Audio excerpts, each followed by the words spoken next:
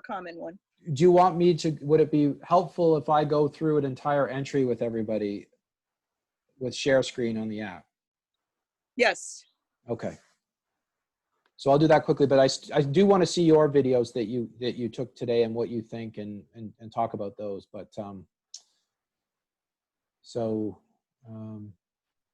before I get there, here's the database. Here's what I see. So I can actually click on the video.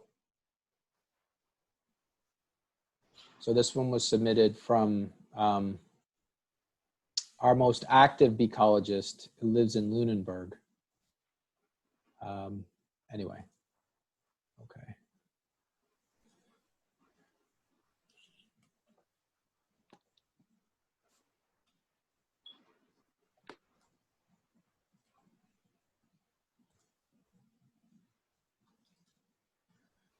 Okay, so we want to collect data. We want to capture frames from a video, the first option. So that will take us to, if you're on your phone, it'll show you camera, files, and different things. Robert, is there any chance you got the email from me that we could access that one? It would be Becky Allen or Roberta Allen. Yeah, I didn't get one. Did you send it to umassd.edu? Oh, no, I sent it to your name. The name that comes up on our website. The name that comes up on the website. Is it? Oh, the Beecology Project?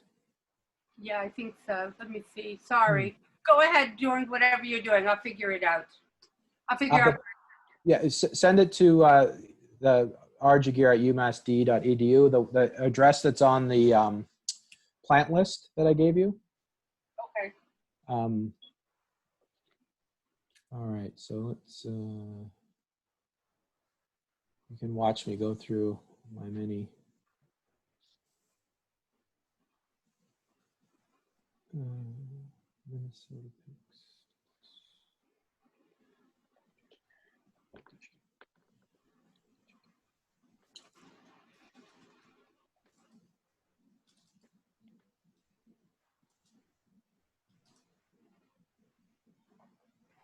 Okay, so we get our video loaded in. The first, so this is we press play. I suggest we press play through the video.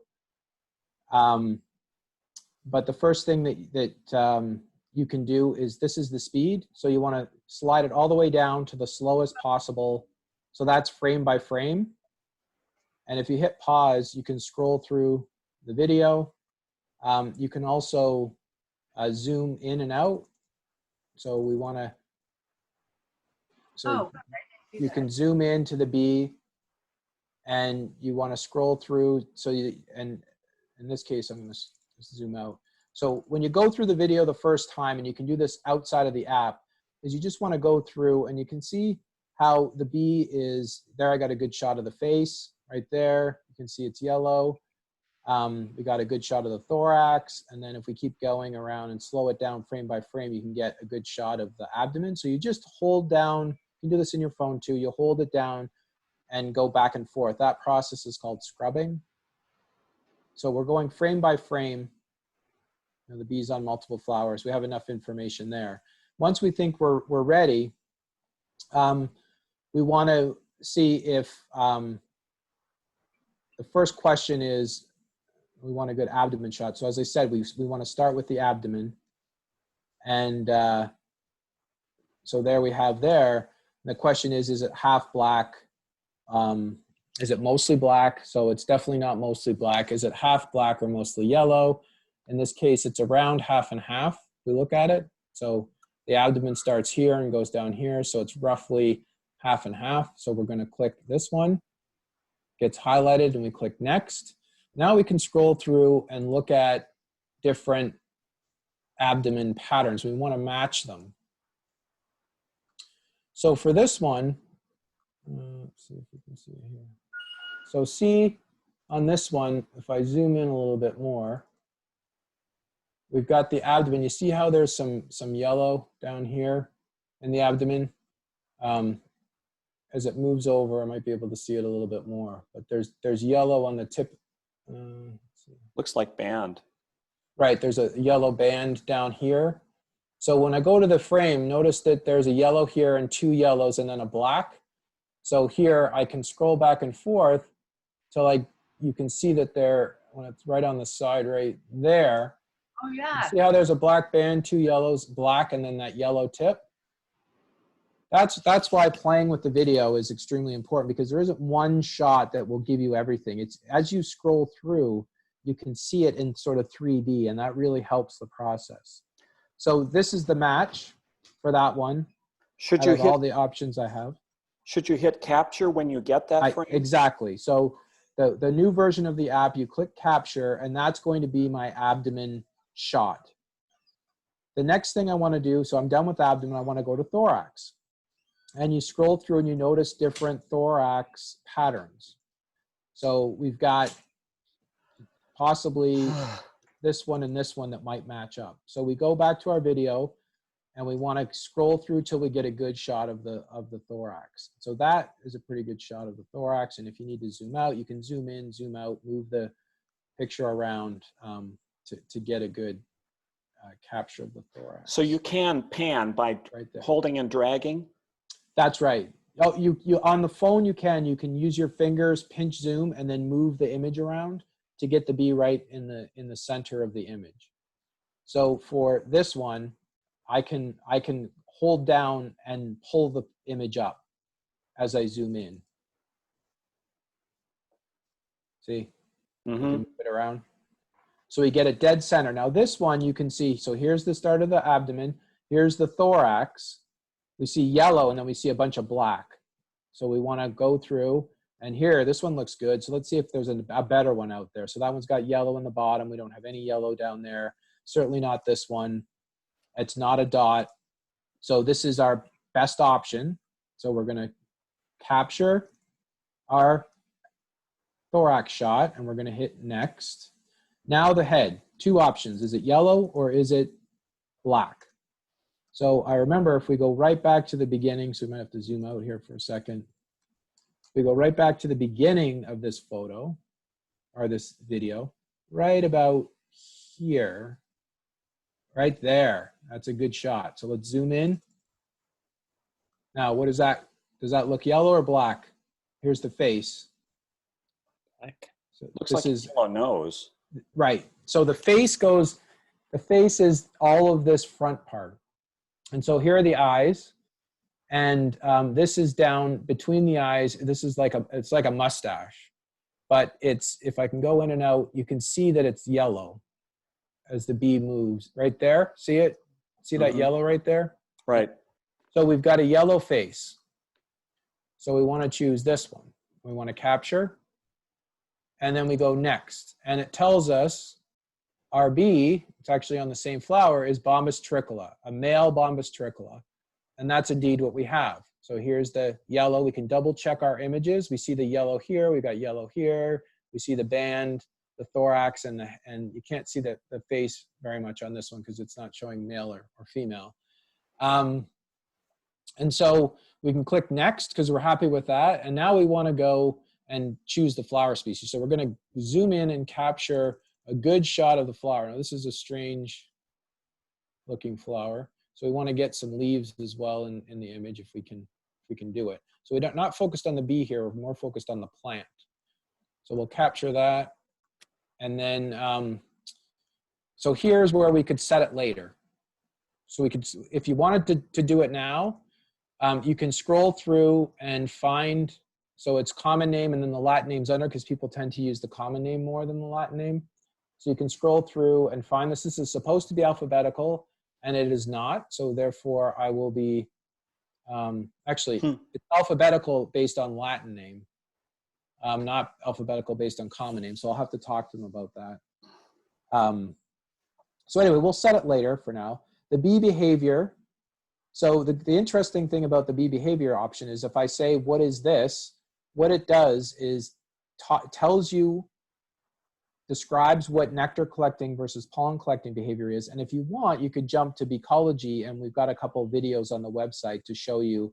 Remember, it's For collecting nectar, it's inserting its head in and it's probing as it goes along. And if it's collecting pollen, it's running around. And so in this case, it's collecting nectar. And if you want, you could play the video in real time to see it probing its head. So we've got those two things. Now the next thing is that we want to do our set our location. So here you can search location.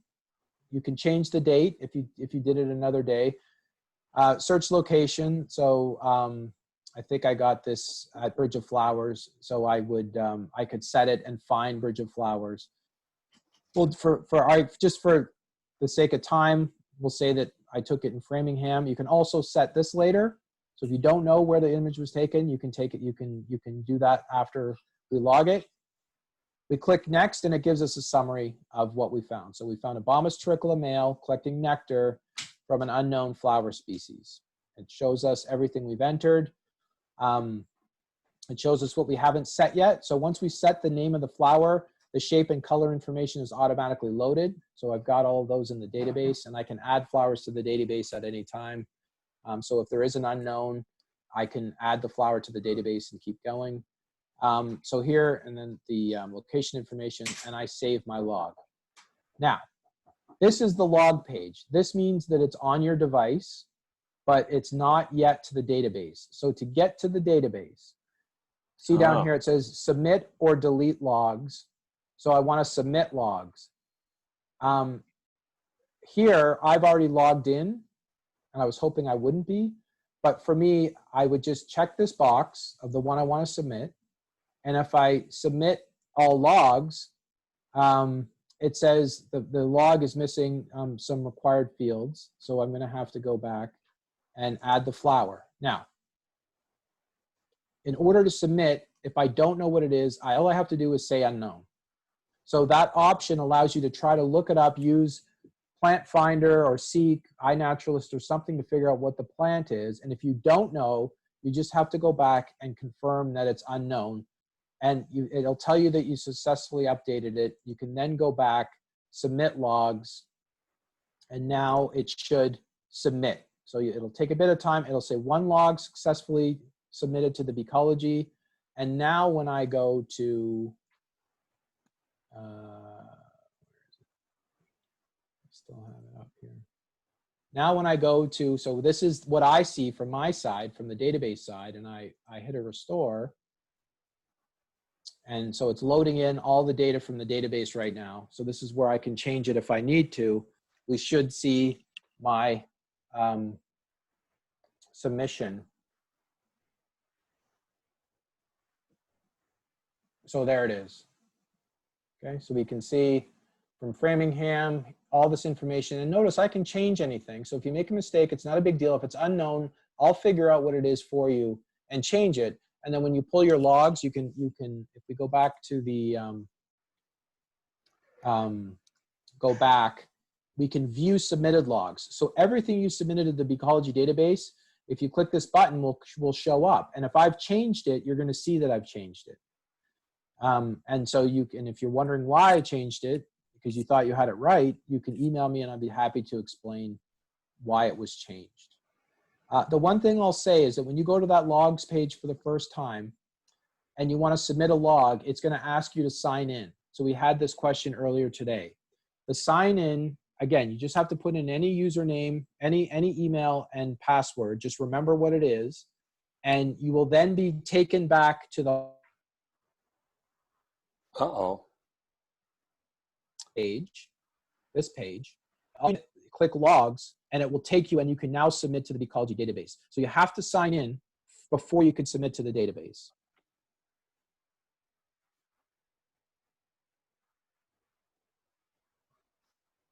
Okay. Things, but if you think it needs improvement, let me know, and I can add text or order to help you along. Okay, any questions before I stop my screen share? What is BDEX? So BDEX is all the species that are in the app. I'm going to be adding one. If you click on BDEX, it shows you a nice picture of the bee and gives you a little bit of information. So confused with Bombus fervidus. And it gives you the tell. So in this case, the worker in males have a yellow face. Bombus fervidus, the face is always black in males and females. We're adding to this part of it to get more of a description and to describe those tells a little bit better. But the BDEX is basically just showing you the different species. Okay. It goes along with tutorial.